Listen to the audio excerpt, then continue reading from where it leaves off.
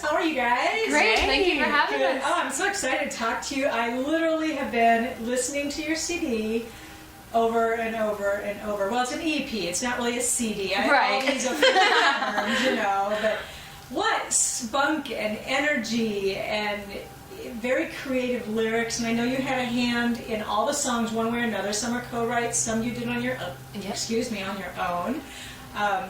Let's just kind of talk about everything because there's so much to get to know about you and you know how you two kind of got together and you're working together on stuff and let's just visit. Sure, I love it. Well, thanks for listening.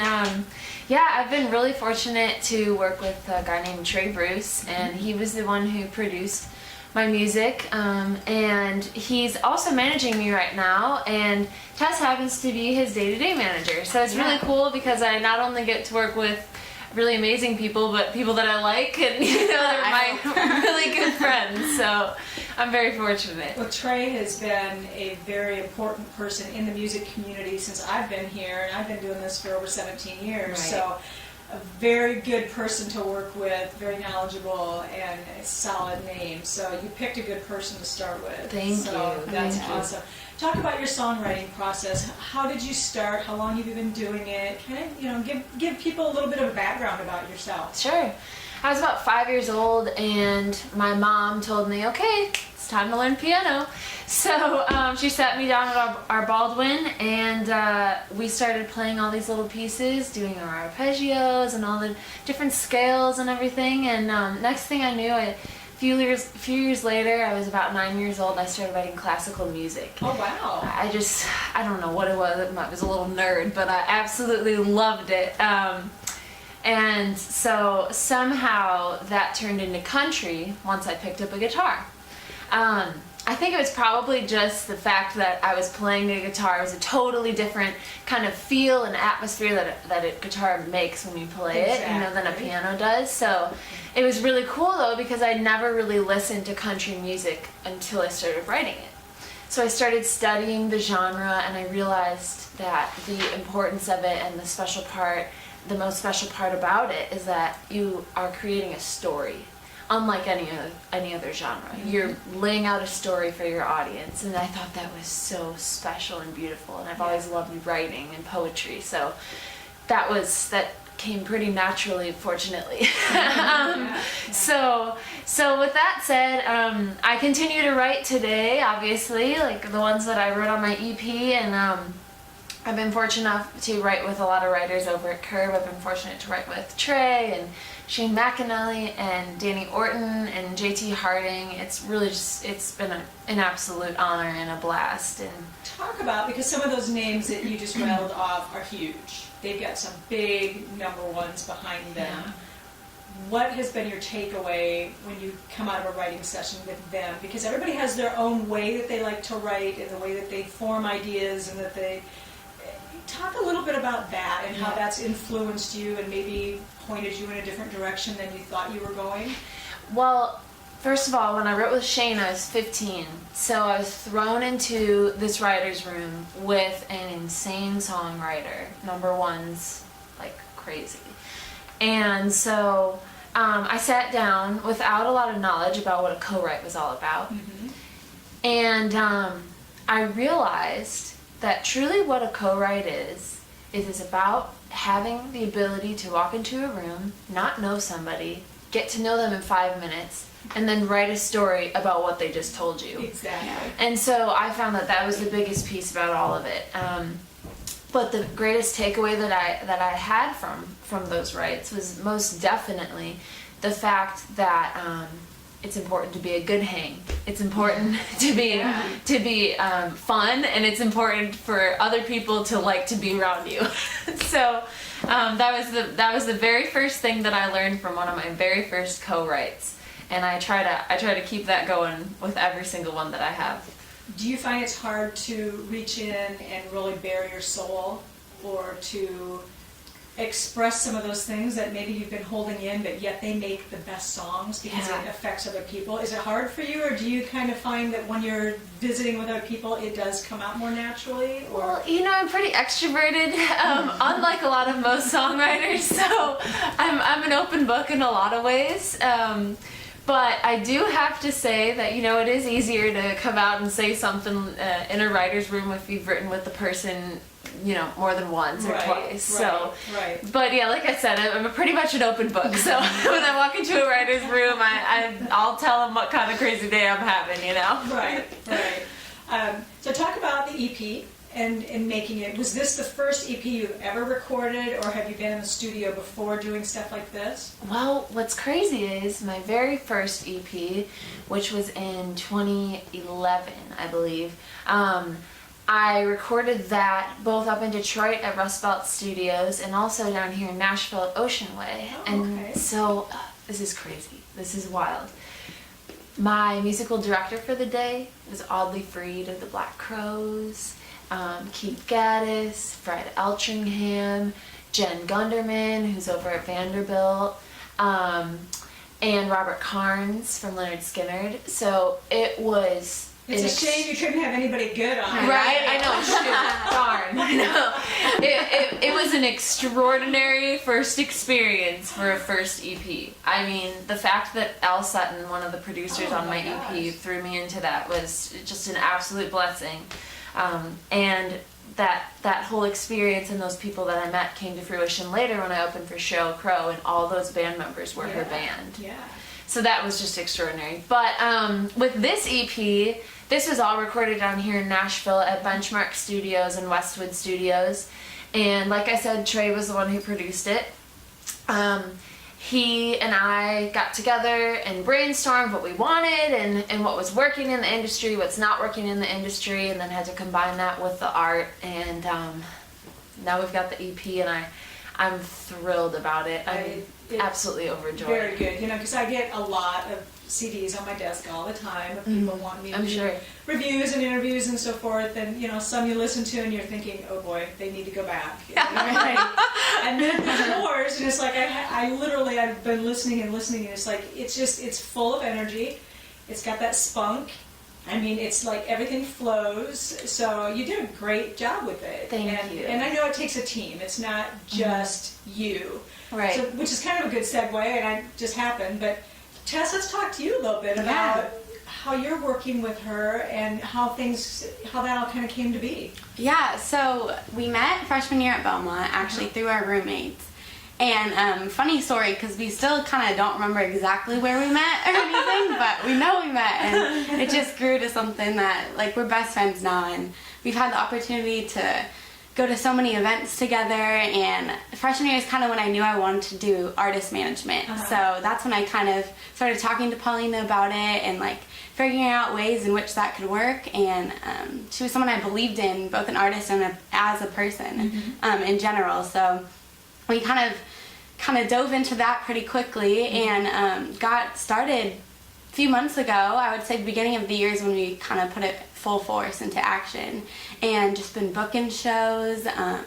She played Faster Horses in the summer, which was one of, like, the big events that we could do together, and we got a lot of interviews out of that, and she's on the radio in WYCD now, so in Detroit, so that's awesome too. So just a lot of stuff is happening, and it's just all so cool to be a part of, especially when we're still in college and working hard at it. So I've just been really blessed by that opportunity. I think too, it's been just very special that somebody like Trey Bruce and Jamie Pollin and Brittany here at PLA Media, the fact that they've all come in and been mentors.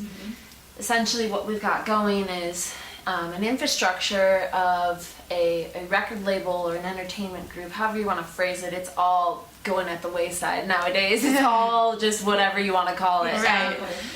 But with that said, it's been very cool. We've created this infrastructure of student body who are led by industry people and mentored by industry people, and essentially we've been given contacts that would take years and years and years to build. So, I mean, I can't say anything other than my team is insanely talented. Yeah. And these Yeah. women that I'm working with Because now. not everybody is that blessed and that lucky to fall into that. Oh, I know people that have worked 15 years and still are not anywhere close to where you're at. So it does take, it takes an army of people to make a successful artist, and to already be on the radio and to have the people that you've worked with already behind you. Yeah. That is a big deal. It's really special. I'm very honored, and they're all extraordinary women. Yeah. Talk about now that the EP is done, because that's kind of the hard part in the beginning, because you're looking at the songs and writing them and deciding what's going to go on, and then the production part of it and recording. So now you're out and you're pushing it. You're trying to get it to radio stations. Are you going out and doing a radio tour? Are you trying to meet with those people? And how are you getting the music out there, just through social media? Talk about how you're kind of, doing that part of it. Well, social media has been huge. That's probably our biggest platform, because we've got quite a few followers on Instagram, which is really helpful to kind of get that music out to everybody. But something else that we've been working on is, like you said, a radio tour in the late December, right? Mm-hmm. So we're working on that right now. It'd just be in Michigan, because that's my hometown, and so we wanted to or my home state, and we wanted to just work through that state first. Mm-hmm. But I think our plan is in the spring is to kind of go down I-75, work our way down from Michigan to Tennessee. Mm-hmm. And so that's our plan at the moment. But I think the biggest thing for us musically and how we're promoting it is through stuff like this. Mm-hmm. And through playing shows, and then just slamming social media. Yeah. Social media is just an extraordinary platform that we're fortunate to have that people in the past haven't had. Absolutely is. Right. Yes, because obviously today we're doing 2 or 3 things at once. Mm-hmm. So we can do the Facebook Live, we can get it on YouTube, we can do all these different things. And like you said, 10 years ago, none of this existed. Right. You had to physically have something in your hands and go out and play to somebody in person and get all of that. I want to put you on the spot. I know you brought your guitar. Yes. Do you want to play something for everybody? Sure, I'd love to. I'd love to. Let's do it. I just grabbed my pick out of my pocket. Okay. So I guess I'm going to play here. I'm going to do Love's Gonna Always Win. Okay.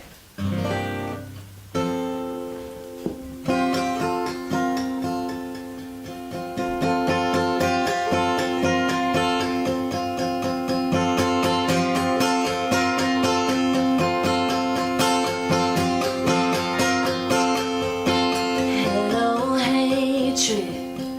How long have you been waiting for peace and love to die and make you king? You've been trying to keep the dove from flying, to break into our hearts and silence love before it sings.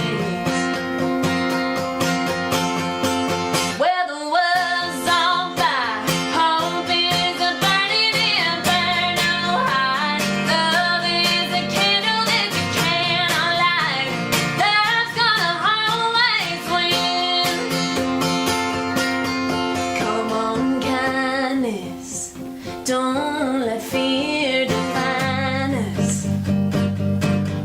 There's no heart so dark that light can overcome. They can't chase us out if we don't run. Well, the world's on fire. Hope is a burning inferno high. Love is a candle that you cannot light. Love's gonna always win. No matter who we all speak the only language of the heart. It's the only thing that's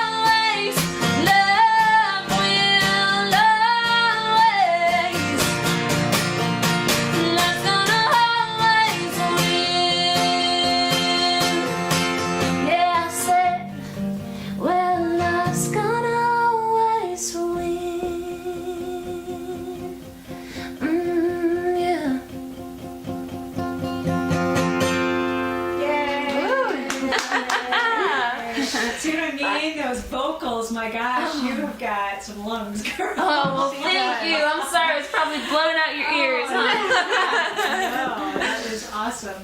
Well, while you were singing, we did have a question come through. And ironically, it was one that I was going to ask anyway, because I was kind of just reading your fact sheet and learning a little bit more about you as we're reading. But they want to know who your musical influences are. Oh, so yes. You've got a wide array. I do. This is one of my very favorite questions because I like to surprise people with it.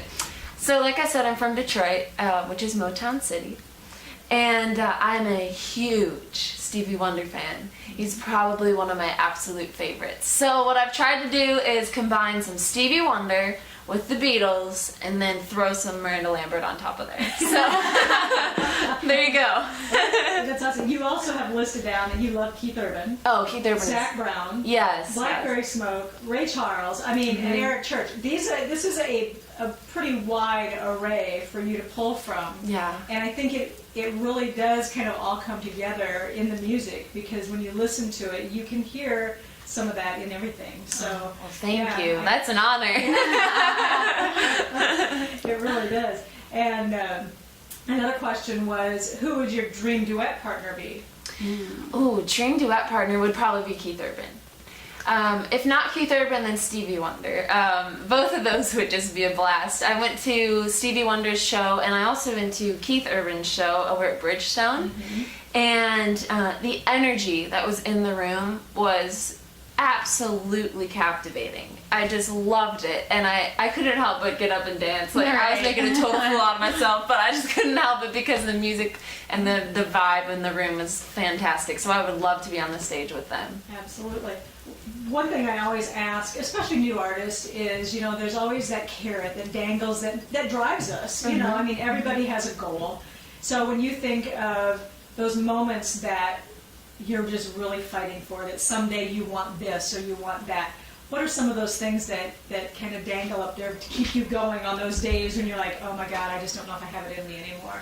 Well, somebody asked me a while ago, they asked me what my drive is, what my why I do this, what it is that I love about the art. And I think that the most incredible thing about music is that a song can change other people.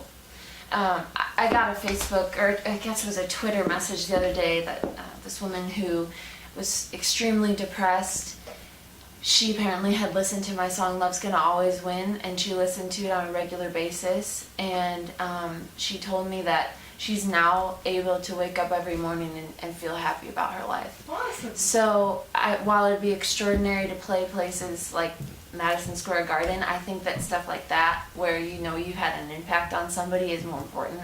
I think that that's the point of music, and art and in and of itself is something that can define society. So if I can do something that offers something greater to people out there, or can spread love like my song, I'm going to try to do that. And so that's my goal. Yeah. That in itself, I think, being able to spread the gift, pay it forward through your music, through your lyrics, through anything, makes a big difference. Yeah. So, and that's kind of what I think we're put here about the holidays. Yes. Inching closer to Christmas. What are some of your favorite Christmas memories? Oh my goodness, I have so many. Well, every year I get to go home back to Detroit, and I get to spend it with my family. I did get to spend it last year with your family. Basically, I was with them till the bitter end, but I think probably one of my favorite things is Christmas morning. You wake up, you're so excited to go see what's sitting on the tile floor for you to get that morning, and I walk down, and you can already smell the breakfast cooking because my dad's an extraordinary cook. And my brother's sitting on the couch passed out because he woke up 3 hours earlier than I did, and I think it's just when you wake up on Christmas morning, there's nothing like the joy of that moment. So makes you feel like a kid again. It does. It really does. And I still consider myself a kid. So it's an extraordinary feeling on Christmas morning, just to be with family and get to experience the joy of that day. Yeah. what about, I'm going to kind of switch gears a little bit, but we had another question come through about what's your favorite thing about your fans? So what's something that you enjoy about learning about your fans and maybe some of the things through social media that they have shared with you? And I think probably my favorite thing is that it's amazing to know that we're all on the same page. So when I put this song out, Love's Gonna Always Win, I was hoping for, 6,000, 7,000 views on Facebook. And then the fans or the people that watched it, there were over 31,000 of them. And it was just astounding to me that all of these people I'm connecting with at a level that's so much deeper than I would have if I'd put some other song out about, falling in love with somebody. It has so much more meaning. So my favorite part about them is they've got these beautiful hearts, and they're willing to join me in this process of spreading an amazing message to people. And I'm honored to work side by side with them on that. very cool. I know that you have already shared the marquee with some pretty big names. Talk about some of those experiences a little bit, and who maybe your dream artist is that you would love to either do a duet with, or just share the stage with, or go on tour with, whatever it might be. Well, my favorite experience that I had was definitely when I opened up for Sheryl Crow. It was so humbling. So I'm backstage and I'm gonna go meet her, and Kid Rock is back there too because he came out to do their song with her. And they're just sitting in the room together, and there's the little Sheryl Crow in a Pistons jersey, Detroit Pistons jersey, sitting there Skyping her kids before her show, 10 minutes before she's about to go out on stage.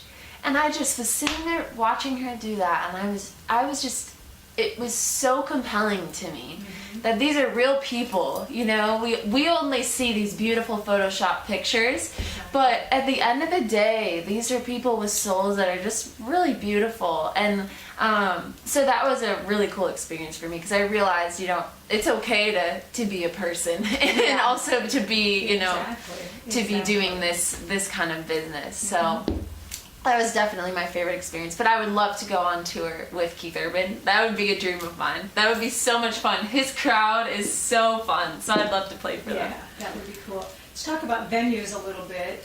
Do you prefer an intimate venue where you're just singing to a small crowd and you can see their faces and hear them sing along, or the big venues, the great big sellouts? I mean, both have their pros and cons, but what's your preference? Well, if I could choose, I would like to do both, because there's nothing like a huge venue with however many people, 15,000 people, and you can't see their faces, but you can see them all moving, so there's nothing like that, and there's nothing like hearing your songs being screamed. So of course I'm gonna love that kind of thing, but there is something to be said for smaller venues too, because you can really connect with who your target audience is, and you can see what they like, what they don't like, what's working, what's not working. And actually one of my favorite venues here in Nashville to play is the Country. It's a brand new one. It's over at 28th and West End, but I love that place because it's classy and it's beautiful, but it's also got some grit to it, so it's very fun to play there, but it's an intimate venue. I can't say that I have a preference.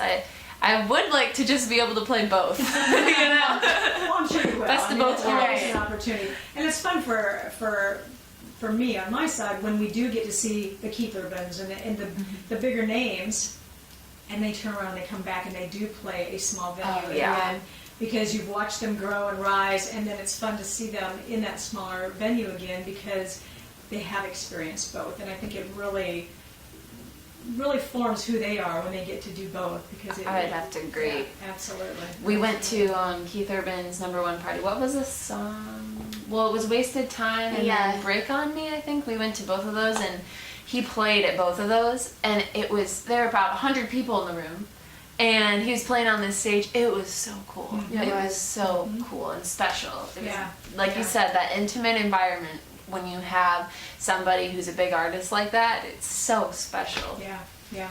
And again, it brings it back to that whole, we're all just people, and it's small, and it's, So, well, in closing, anything else that you want to talk about or that we haven't mentioned that we want to get out there? I mean, obviously, we'll let everybody know where they can get your music from and all of that. But Sure. Anything else that you want to add?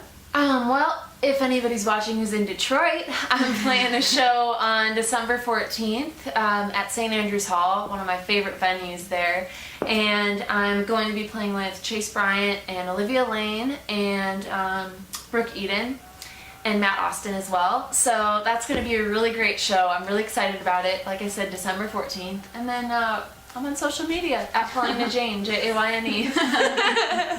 Awesome. Well, it's been fun to talk to you You guys too. today. Wow. And again, this EP is, if you need something just to get you rolling, it's not just all mellow music. It's a great CD. Thank you. Go I get the CD, appreciate it. put it in everybody's stocking.